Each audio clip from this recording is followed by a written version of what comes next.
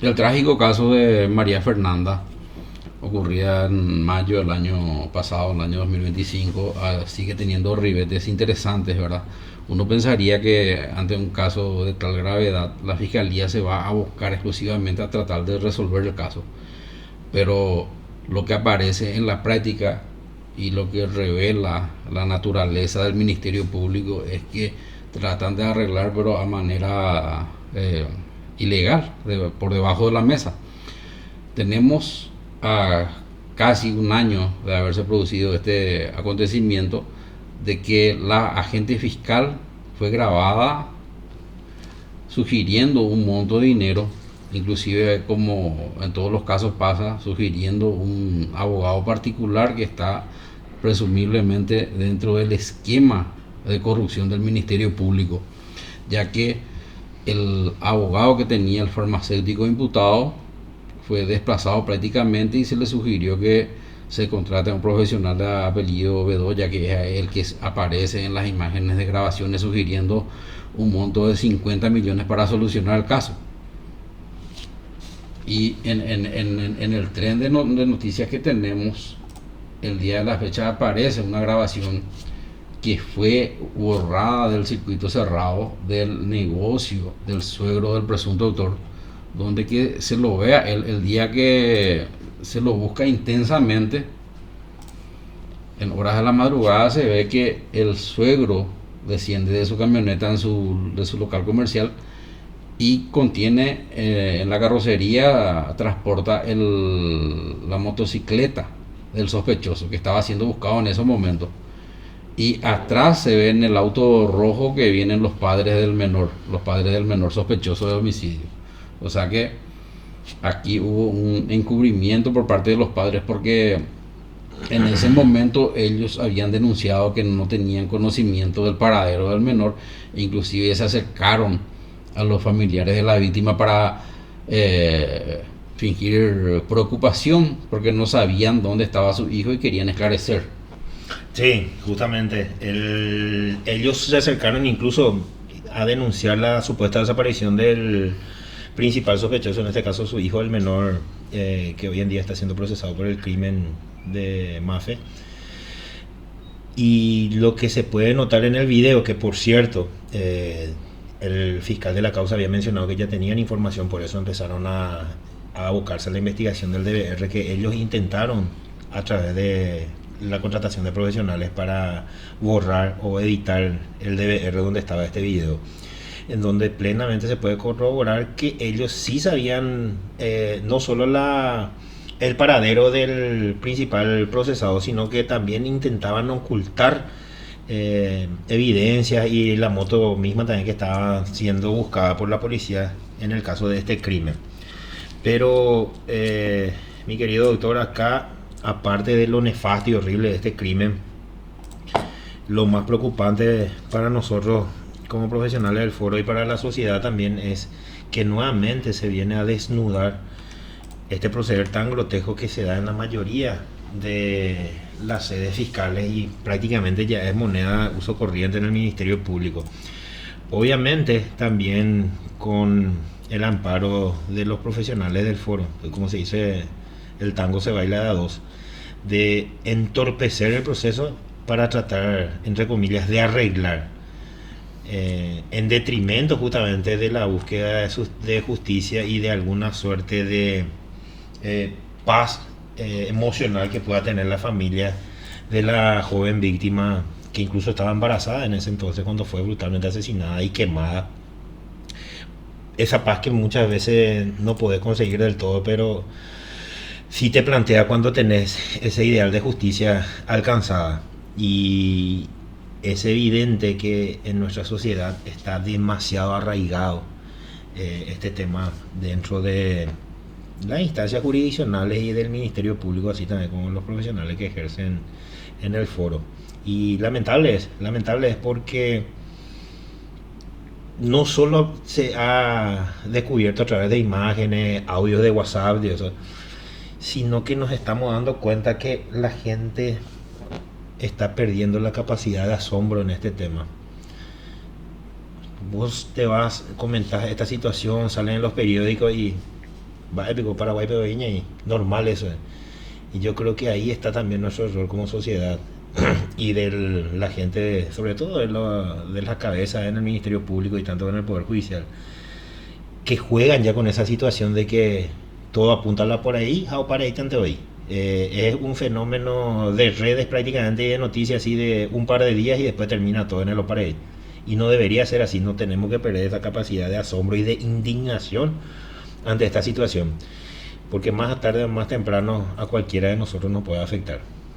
Y lastimosamente hay una frase que dice que lo peor que le puede pasar a una persona que tenga que recurrir a los tribunales es tener la razón, justamente porque para demostrar uno que tiene la razón no necesariamente le basta acudir con la arma de la verdad, sino que siempre hay algo debajo del escritorio y eso prácticamente se ha normalizado. Y como vos bien decís, parece que las instituciones buscan que se enfríen las causas porque a 5 o 6 meses de que ocurrió el hecho ya no se habla más tanto. Si bien en su momento fue de gran impacto esa primera semana, las noticias no cesaban.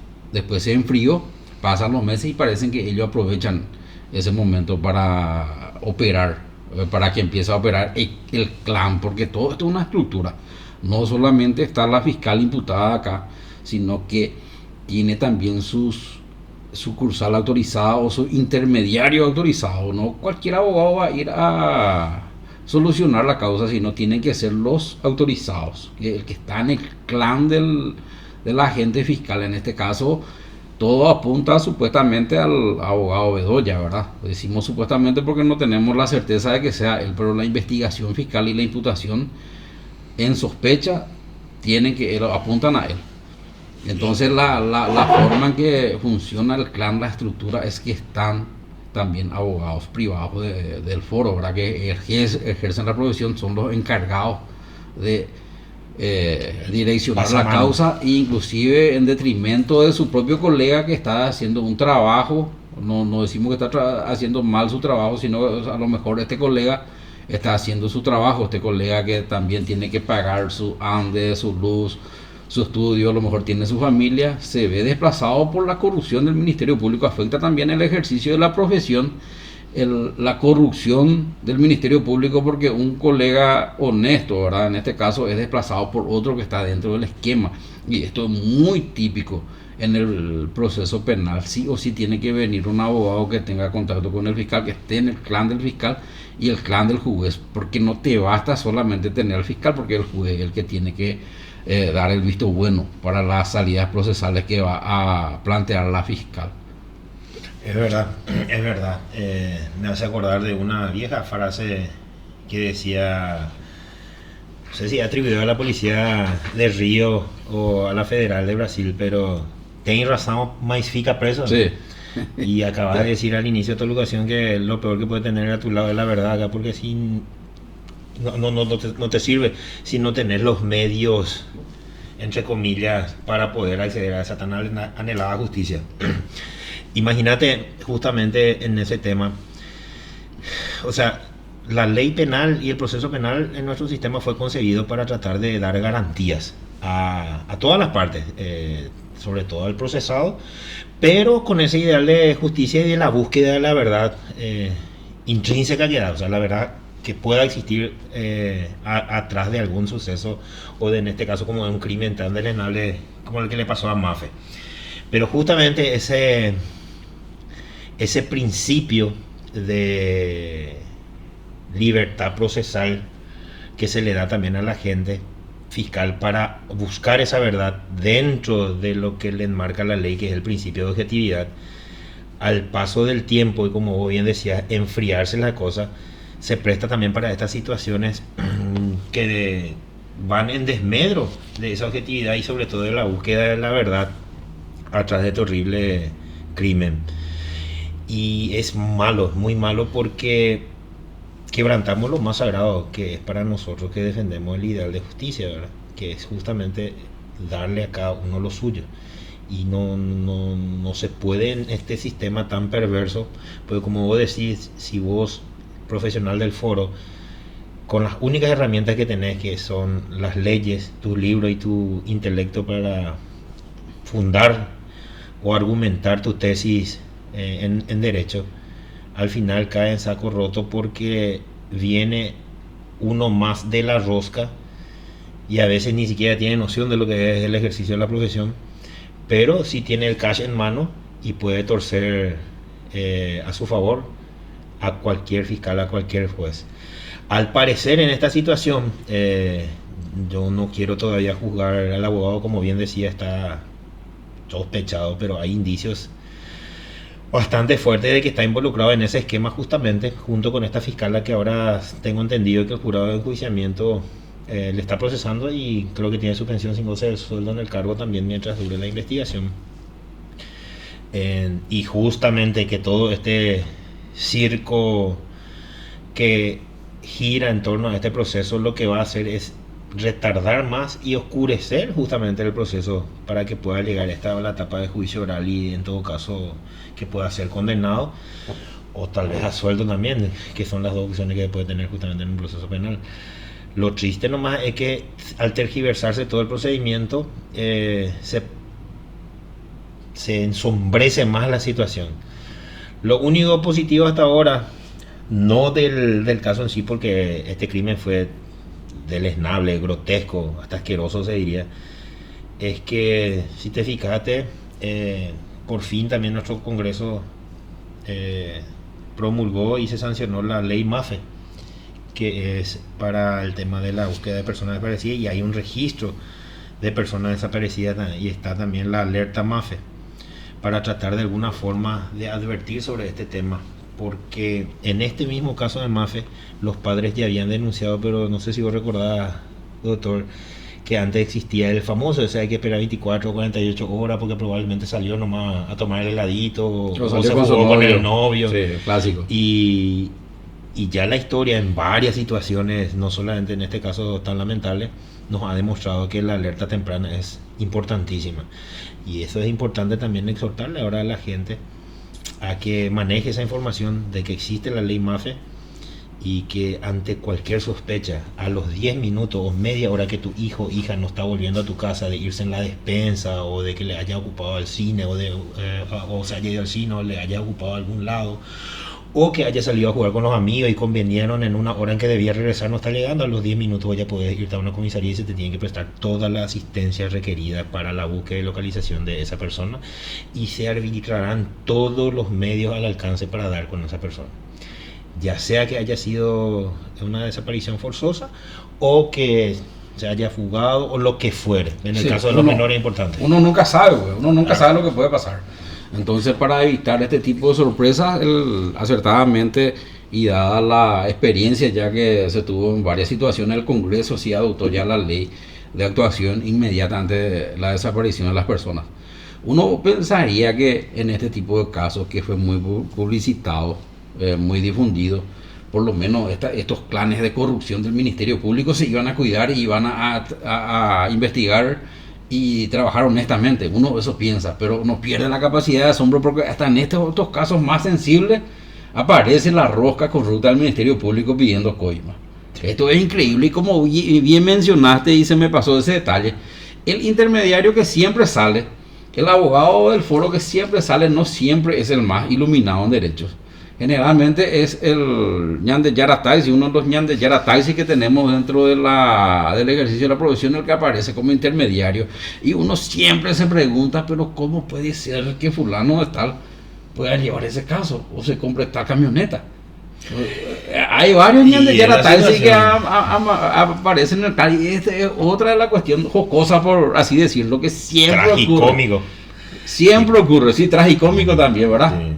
Una tragedia cómica, porque fíjate, es verdad, no tienen la más pálida idea del ejercicio procesal en ningún fuero, pero tienen la virtud de ejercer el comercio hábilmente. Así es, y lo peor es que este tipo de profesionales ahora, actualmente, de un tiempo breve a esta parte, están ingresando como fiscal o como jueces. Eso es lo grave. Que entran personas que uno le conoce como un reconocido y ilustrado ñan de Yarataisi, entra a ejercer la magistratura. Eso es lo grave, esto es que estamos mal. Estamos mal como justicia. La administración de justicia está muy mal, está pasando sus peores épocas. Ni en la época preconstitución, si no la peor. Preconstitución de 1992 creo que no pasaba esto, ni siquiera con el Parlamento. Creo que No. tenía un poquito más de altura. Creo que hasta en el régimen inquisitivo que teníamos antes, que siempre hemos cuestionado Sí. en derecho, había hasta más decoro a la hora Sí, de más aplicar y altura, administrar. Sí, más altura, sí. más discrecionalidad, Bueno, más ahora, racionalidad. Racionalidad demasiado grotesco. Pero habría que hacer también un poco de mea culpa en eso, mi querido doctor, porque había una frase también que decía que cada pueblo tiene el gobierno que se merece. En nuestro caso, como profesionales del foro, creo que ¿qué tanto hacemos nosotros para evitar esto? Hoy en día el filtro o el baremo para medir a quienes van a acceder a la función pública mismo, y con más razón a la magistratura o al Ministerio Público, incluso a la Defensoría Pública, está baja la vara. ¿Y qué es lo que principalmente se Y- destaca entre la gente que entra en terna y la que es nombrada? Su actividad proselitista. La actividad proselitista es la que pesa más sobre un doctorado, más sobre un masterado, que también ahora se regala. Sí, Antes era difícil llegar a los estudios posgrado, un masterado, tenías que tener mérito académico para hacer máster y para ser doctor en Derecho. Hoy, lastimosamente, con las ofertas académicas que tenemos, cualquier de Yara Taxi tiene el título de máster, 2 o 3 títulos de máster y 2 o 3 títulos de doctorado, porque se regala lastimosamente. A partir del título de grado de abogado se está regalando, y ya ocurre lo mismo con los posgrados. Coincidentemente a lo que está diciendo, estaba navegando por redes, me aparece una publicidad de una universidad bastante prestigiosa, donde imagínate, curso a distancia de derecho. O sea, es cierto que el derecho, la base principal es la lectura y en el ejercicio el pensamiento, pero una formación académica acabada pues nunca se va a dar por redes. Uno necesita imbuirse, estar en contacto con el docente, aplicar, leer. Y hoy en día, sin embargo, hasta las publicaciones del libro creo que ya hacen a través de IA, y ni siquiera en eso se esfuerza, solamente para hacer. Hay por la meritocracia para poder acceder en el cargo, que está, como te digo, el baremo es demasiado pequeño. Hoy en día cualquiera, Pero convengamos, activista político, es fiscal sí, o juez. pero convengamos que también en las clases presenciales, y por los frutos os conoceréis, como dicen, tampoco es que sacan varios ilustrados Es verdad. en el Es foro. verdad. Esto se da no exclusivamente dentro de la carrera de abogacía, se da también en otras carreras, porque estamos en un fenómeno de la ¿cómo te iba a decir? Masificación de los títulos. Todo el mundo ya es profesional universitario, pero el hecho de tener el cartón no garantiza que uno tiene el conocimiento ni la destreza técnica que implica la profesión. Si mal no recuerdo, en el principio de ir a una alta casa de estudio en la universidad, antes creo que se daban entre las iglesias y los monasterios, necesitaba asistir para impartir, para absorber las clases impartidas y asimilar. Pero amén de los títulos o la habilidad técnica, eso, se hacía mucho hincapié en la formación moral, ética, y la más importante, creo yo, la deontológica del profesional. Acordate que una excelente calificación no implica muchas veces un ejercicio deontológico correcto de la profesión, porque tenemos egresados de alta casa de estudio, con doctorados, con formación en el extranjero, que son ministros de la Corte, fiscales generales del Estado, y lo único que solemos ver son publicaciones grotescas sobre manchas justamente en su reputación y su honorabilidad, y entonces quedamos en ese sentido con las manos arriba, nosotros los auxiliares de justicia, y a través de nosotros nuestros representados en esa búsqueda de justicia o de acceso muchas veces a la justicia. Muchas no tienen ni siquiera ese acceso a la justicia porque le está vedado. Y yo por eso insistí en el tema de la formación a distancia. Yo creo que tiene que haber un componente también ético, sobre todo deontológico, en los formadores para el ejercicio posterior de la profesión. Se perdió la vergüenza. Y estas noticias que salen hoy, en una semana van a ser noticias viejas. Y ya vamos a empezar a concentrarnos con el inicio de la apertura, la pre-Libertadores. Yo paré. Y eso es lo feo y lo triste, porque estos operadores, tanto los de Yara Taxi, con también los funcionarios jurisdiccionales y fiscales que se prestan a este tema, cuentan con eso, Sí. cuentan con nuestro olvido y cuentan con nuestra indiferencia, y en eso se cimenta el andamiaje de su impunidad. Entonces sería importante que siempre hacer justamente lo que vos a hacer, tratar de visibilizar esto, y que la ciudadanía comprenda también que hay que presionar de una u otra forma y ya no tolerar esta situación. Un fiscal que es descubierto en fragancia cometiendo un ilícito, no solamente debe ser apartado del cargo con suspensión del goce de sueldo, sino debe ser debidamente procesado y tiene que tener suspensión de por vida para el ejercicio de la función pública. Ya no lo fiscal hasta como para, no sé, Sí, porque, no sé, porque un carece funcionario más abajo. del requisito principal para ejercer la función pública, que es la ética. Nosotros, ahora, inclusive en las escuelas y en los colegios, se eliminó lo que viene a ser el componente ético. No me ve ninguna materia de ética, no se enseña más educación cívica No, en los no. colegios. ¿no? Ni siquiera se enseña a conducir. No tenemos así como en otros países, ¿verdad? Maestros de conducción en la escuela, ya, pero por lo menos antes las señales de tránsito, algo, nada se respeta, nada, nada. Y entonces si nosotros mismos ciudadanos nos alejamos de ese componente ético, insisto, y el deontológico, porque la ética pues es el deber ser, y la deontología es el deber hacer. O sea, Sí. la deontología es básicamente lo que rige nuestra profesión, o nuestras profesiones, ya sean médicos, ingenieros, abogados. Y si nosotros luego no respetamos nuestra profesión, cayendo en este tema de la ICOIMA, o ya arregla a Peña, no sé, tanto la fiscal, pero la fiscal Josela y parte de ahí, pero necesitamos ñamboqueco tipo para apartarle al otro fiscal. O sea, estamos moviendo toda una estructura enorme con don dinero. Y esos padres de la joven víctima, ¿en qué quedan entonces? Y se perdió mucho dentro del proceso penal, se perdió de vista a la víctima, a los damnificados por el hecho punible.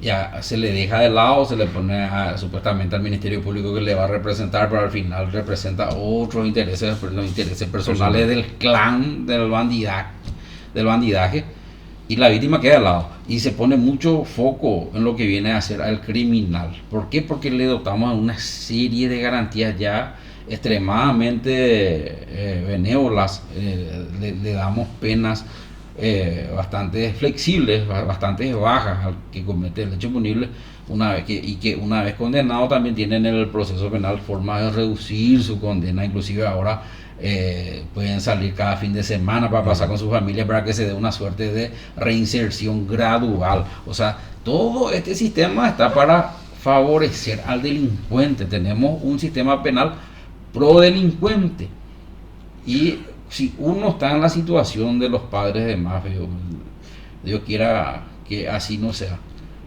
Si vos perdés un hijo y ves que la justicia no resulta, que recibe una pena ínfima, que el fiscal está arreglando el caso a través de dinero y sale otra vez rápido, entonces lo único que vas a pensar es que la justicia no funciona, y la única forma de obtener justicia sería hacerla por cuenta propia, ya que no funcionan los órganos del Estado y nosotros nos estamos dirigiendo a eso. Además de que cada quien que es condenado, la experiencia nos demuestra que nunca se regenera. Hay personas que entran y salen del sistema penal, nunca se regeneran, no funciona la reinserción. Es verdad. Bueno, hay que hacer una aclaración ahí. Bajo ningún sentido estamos haciendo una suerte de apología, ¿verdad? Pero estaba haciendo bastante objetiva la observación que estás haciendo. Convengamos que la estructura o la base de nuestro proceso penal es garantista. Yo no veo perversión en el proceso penal per se. Ahora, los administradores o los operarios de ese sistema sí son perversos. Bien lo dijiste.